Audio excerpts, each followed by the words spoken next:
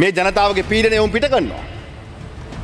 ඒ පීඩනය පිට කරන ජනාධිපතිතුමාට බැනලාද ආණ්ඩුවට බැනලාද මැතිඇමතුරුන්ට බැනලාද විපක්ෂයට බැනලාද නිලධාරීන්ට බැනලාද කියන එක නෙවෙයි. ඒ මිනිස්සු අවංකව මහා දෙවන්ත පීඩනයක ඉන්නවා. හැබැයි ඔබතුමාලාගේ විසඳුම මොකද්ද? ඔබතුමාලා දන්නේ එක දෙයයි. යම් කිසි කෙනෙක් තමන්ගේ පීඩනය පිට කරොත් ඔහු අල්ලලා හිරේ දාන එක. දැන් ආණ්ඩුවේ ඇමතිවරු කියනවා හදිසි නීතිය ඇතුලේ ක්‍රියාත්මක වෙන්න ඕනේ ආකාරය.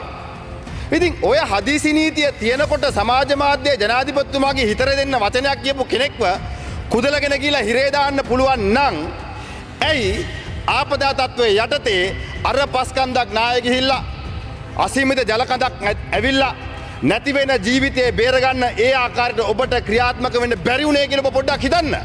හැබැයි අදත් අපි ඔබෙන් ඉල්ලන්නේ කරුණා කරලා මේ අහිංසක මිනිසුන්ගේ ජීවිත ආරක්ෂා කරන්න, දේපොළ ආරක්ෂා කරන්න, ඔවුන්ගේ තුන් වේල කන්න දෙන්න.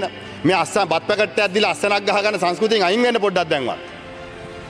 බත් පැකට්ටයක් දීලා කර සභාපතිතුමා අස්සනක් ගහන් එනවා. ඒ තත්ත්වෙන් අයින් වෙන්න. මේ ලුණු ටිකටයි අලගෙඩියටයි නිලධාරීන්ගේ පස්සේ එළවෙන එක නවත්තන්න. කළා මේ මිනිස්සුන්ට තුන් වේල කන්න දීලා නැවත වතාවක් ව්‍යවසායකයෝ ටික වැඩ ටික පටන් ගන්න. ගම්බිම් වලට යන ස්පිතාල වලට බෙහෙත් එක දීලා ඒ ජනතාව යථා තත්ත්වයට කියන කටයුතු කරන්න කියන ඉල්ලීම අපි කරනවා. මේ රට මේ ස්වභාවික විපතට මුහුණ දෙනකොට අපි තවත් විපතකට මුහුණ දීපු රටක් තමයි බාරගත්තේ. ආර්ථික වශයෙන් දැඩි ආපදාවකට ලක් වෙලා ණය ගෙවා ගන්න අපහසු වෙච්ච රටක්. එක් යුගයක තිබුණා මේ රට අත්‍යවශ්‍ය දේවල් ගේන්න බැරි මොහොතක්. පඩි ගෙවා ගන්න අපහසු තත්ත්වයට පත් වෙච්ච ආර්ථික ආපදාව තත්ත්වයට පත් වෙලා ජනතාව කල්පනා කරා ඒක බාර දෙන්න ඕනේ ජාතික ජන බලවේගයට කියලා. මම හිතනවා වසරක් යනකොට මේ පහුගිය අයවැය ලේඛනය ඉදිරිපත් කරනකොට ඒක විපක්ෂ පැත්තෙනුත් කියවුණා.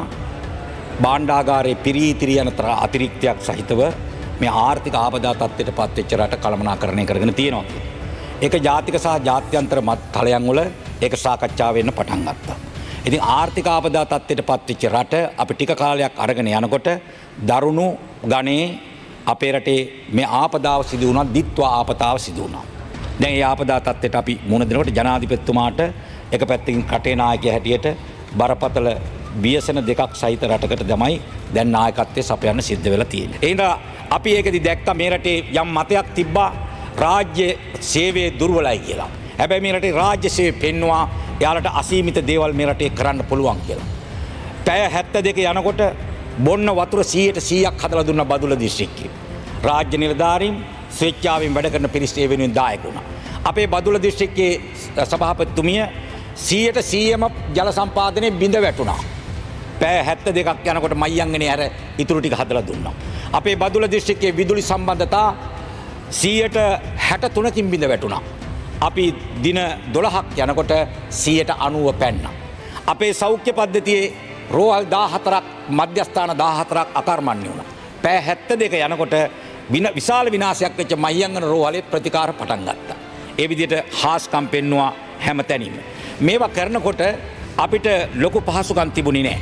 දැන් අපේ පළාත් මාර්ග දෙපාර්තමේන්තුව PRDD එකේ රියදුරෙක් සහිත එක මැෂින් එකයි තිබුණේ. රියදුරෙක් සහිත එක ඩෝසර් එකයි බැකෝ එකක් විතරයි තිබුණේ.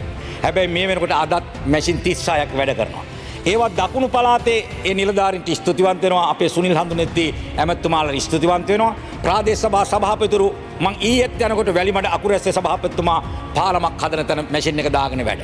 මං පෙරේදා මේ මලේට යනකොට හක්මන සභාපතිතුමා මැෂින් එකක් දාගෙන වැඩ. ඒ විදිහට කැප වුණා, ඇප වුණා. එහෙම කළමනාකරණය කරේ. දින 22ක හාස්කම් දක්වන දේවල් සිදු කරලා තියෙන. එන්න අපි දකිනවා. මේ කාලය තුල ගරු සභාපතිතුමියනි අපි ජනතාව වෙනුවෙන් කරන්න ඕන හැම පැත්තක් ගැනම හිතුවා. අපේ දිස්ත්‍රික්කයේ 88 දෙනෙක් මිය ගියා. ඒ අයගේ සිරුරු ගොඩ අරගෙන ගෞරවාන්විත විදියට ආදාහනයේ ඒ අවසන් කටයුතු කරා. ඒවට අපේ ආරක්ෂක අංශය ඇතුළු පිරිස් මහා දායකත්වයක් දුන්නා. පස්කඩු 4 ඉන්දියාවෙන් විශේෂ කණ්ඩායම් ආවා. ඔවුන් දායක වුණා. ඉන්දියාවෙන් විශේෂ රෝහලක් මයංගනේ ගෙනල්ලා කාර්ය මණ්ඩලය 85ක් දාලා ආරම්භ කර දහස් ගණන් ඒකෙන් ප්‍රතිකාර ගත්තා. අපි ස්තුතිවන්ත වෙනවා, ගෞරව කරනවා. ඒ විදිහට වැඩ කරා. අපේ දිස්ත්‍රික්කයේ ප්‍රධාන මාර්ග සංවර්ධනාධිකාරී අපේ බිමල් ඇමතුමාට ස්තුතිවන්ත වෙනවා. කඩිනමින් ඒව කරලා දුන්නා. 25ක් මාර්ග ප්‍රධාන මාර්ග අවහිර වුණා. අද වෙනකොට 25ම ඇරලා තියෙනවා.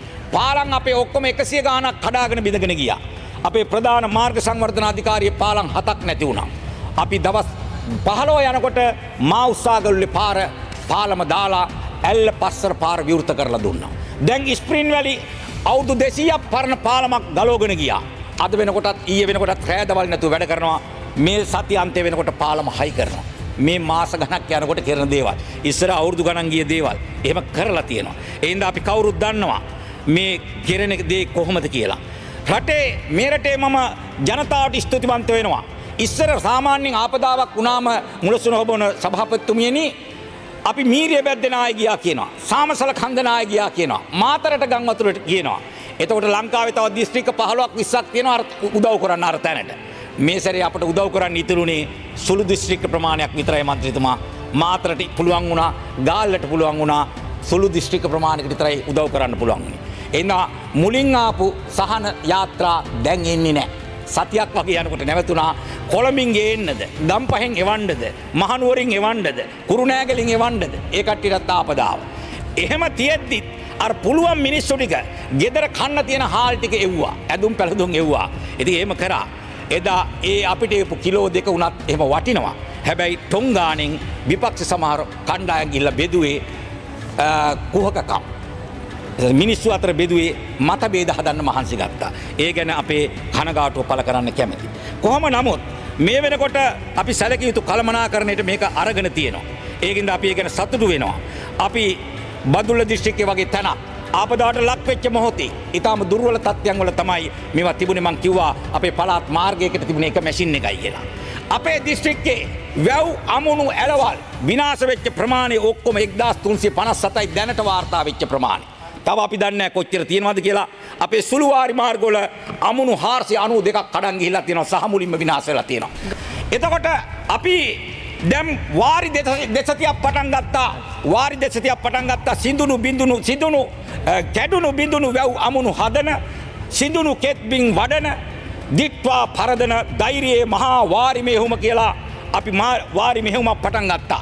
5000ක බලෑනියක් අපි ගෙනාවා හාලියල ක්‍රීඩාංගණයට. රටේ ජනතාව උදව් කරා. දැන් මේ වෙනකොට දවස් 8ක් යනවා සාර්ථක ලෙස ක්‍රියාත්මක වෙනවා. ඔව් ඊයේ දවසේ අපි ඌව පරණගම ආසනයේ තියෙන විශාල මහා වාරි මාර්ගයක් වෙච්ච ඌමාඇල ව්‍යාපාරය අක්කර 2005යි නිල වශයෙන් ජනතාව තව අස්සද්ද ගත්තේවත් එක අක්කර 3000ක් වතුර අපි ඊයේ දුන්නා. පළවෙනි දියවර දුන්නා. දින 12න් අපි ඌමාඇල හැදුවා. සමහරු කිව්වා මේක හදන්න බෑ, කන්න දෙකක් නවත්තන්න වෙයි කියලා. මිනිස්සු බැස්සා, ගොවියෝ බැස්සා, හමුදාව බැස්සා, අපි අමුණ හැදුවා. පළවෙනි දියවර දුන්නා. එහෙම නොදුන්නා නම් තවත් ආපදාවක් එනවා. ඒ ගොවි පවුල් ඩොල ආදායම නැති වෙනවා. ඒ දරුපටවුන්ට පිගාන්ට බත් ටික නැති වෙනවා. මේ රටට මේ ලෝල් ටික එවන්න බැරි වෙනවා. ආපදා කළමනාකරණය ගැන කියනකොට මම කියන්න කැමතියි. සමහරු කියනවා මේ කළමනාකරණය හරියට කරන්නේ නැහැ කියලා. මම අහනවා බදුල්ලේ 2023 නායක ගියා, හල්දුම් මුල්ලේ කබරගල නායක ගියා 2023. පවුල් 23ක් ඒ කාලේ ආණ්ඩුව පදිංචි කරා ගිහිල්ලා වහපු තේ ෆැක්ටරි එක පදිංචි කරා. සාරි ගහලා කාමර වෙන් කරා. පවුල් 50ක් පදිංචි කරා. ගෙවල් හදලා දුන්නේ නැහැ. මේ ආණ්ඩුව ඇවිල්ලා පෞගිය මාර්තු 15 වෙනිදා මුල්ගල් තියලා ඒ ගෙවල් 50ම දැන් හදමින් තියෙනවා. හමුදාවේ ස්තුති. සම්පත් කොටුවේගොඩ මහත්තයා, ජෙනරල් අරුණ ජයසේකර මහත්තයා මම ජනාධිපතිතුමාගෙන් ඉල්ලුවා හමුදාව දෙන්න කියලා. දාලා දැන් හදලා වහලා දාලා ඔක්කොම ඉවරයි. තව සුළු දිනක ප්‍රමාණයකින් අපි ඒක බාර දෙනවා. බදුල්ල දිස්ත්‍රික්කයේ අදිනායම් කියලා පාසල් 3ක් අයින් කරන්න කිව්වා 2020. දැන්ට අවුරුදු 5කට උඩදින් මොනවද ලියංගහවල පාසල, මක්කල්දෙනිය පාසල, මේමලේ පාසල අයින් කරාද? ඉඩමක් දුන්නද? පාසල හැදුවද? තාම නැහැ. හැබැයි අපි ඒවා ආරම්භ කරනවා. දැන් සූදානම් කරලා තියෙන්නේ. අපි පටන් ගන්නවා මේ 20 වෙනිදා වැලිමඩ ජාතික පාසලේ ක්‍රීඩාංගණයට තව 5000ක් ගේනවා. තව 5000ක් ගෙනවා මේ 20 වෙනිදා වැලිමඩ ජාතික පාසලට හවස 2ට ගේනවා. ගේන්නේ බදුල්ල දිස්ත්‍රික්කයේ විනාශ වෙච්ච පාසල් සහ පෙර පාසල් 227ක් තියෙනවා. ඒ 227ම ප්‍රතිසංස්කරණය කරනවා. සතියක් තුල හදනවා. රෑ දවල් නැතුව හදන්න සැලසුම් කරලා තියෙනවා. ඒ හින්දා මේ ජනතාව කැප වෙනවා. ඒවට මිනිස්සු උදව් වෙනවා. ඒ හින්දා ඒවා තේරුම් ගන්න. මිනිහෙකුට ගයක් හදන්න සල්ලි නොදුන්නට, වැවක් හදන්න සල්ලි නොදුන්නට, ඔබතුමාලා ආපදාවක් වුණා කියලා ගෙවල් කැඩිච්ච වෙලාවේ, ගිනි ගහපු වෙලාවේ ඔබතුමාලා මුදල් ගත්ත හැටි මම එච්චර කියන්න කැමති නෑ. අලිසබ්‍රිය ඇමතුමා ලක්ෂ 89ක් ගත්ත ගෙට. ජෝස්ටන් ප්‍රනාන්දු 934ක් ගත්තා. කෙහෙලිය රඹුක්කැල 959ක්